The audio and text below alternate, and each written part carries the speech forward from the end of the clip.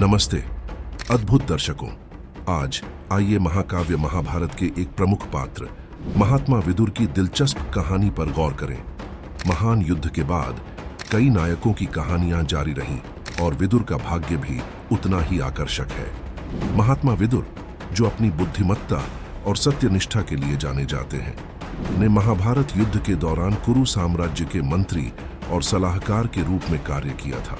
लेकिन युद्ध के बाद उनका क्या हुआ? ऐतिहासिक ग्रंथों और धर्म ग्रंथों से पता चलता है कि युद्ध के बाद विदुर को एक नैतिक दुविधा का सामना करना पड़ा। उन्हें विनाशकारी युद्ध के परिणाम और अनगिनत जिंदगियों के नुकसान को देखना चुनौतीपूर्ण लगा। आध्यात्मिक सांत्वना की तलाश में विदुर ने अपने सांसारिक कर्तव्यों को त्यागने का फैसला किया और तीर्थ यात्रा पर निकल पड़े। विदुर की आध्यात्मिक यात्रा उन्हें विभिन्न पवित्र स्थानों तक ले गई, जहां उन्होंने साधकों को अपना ज्ञान प्रदान किया और उच्च ज्ञान की खोज जारी रखी।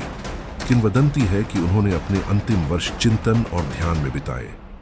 अब महात्मा विदुर की मृत्यु से जुड़ा रहस्य मार्मिक और प्रतीकात्मक दोनों है। ऐसा माना जाता है कि उन्होंने गहन ध्यान के माध्यम से मोक्ष, जन्म और मृत्यु के चक्र से मुक्ति प्राप्त की थी। विदुर ने ज्ञान और धार्मिकता की विरासत को पीछे छोड़ते हुए नश्वर क्षेत्र को पार कर लिया, और इसलिए महाभारत में एक महान आत्मा महात्मा विदुर की कहानी आध्यात्मिक यात्रा और परम मुक्ति के साथ समाप्त होती है। उनकी शिक्षाएं हमें धार्मिकता के मार्ग की ओर प्रेरित करती रहे। यदि आपने इस संक्षिप्त अन्वेषण का आनंद लिया तो मत भूलना अधिक पौराणिक अंतर्दृष्टि के लिए लाइक, शेयर और सब्सक्राइब करें। अगली बार तक जिज्ञासु बने रहें और हमारी प्राचीन कहानियों के ज्ञान को अपनाएं। नमस्ते।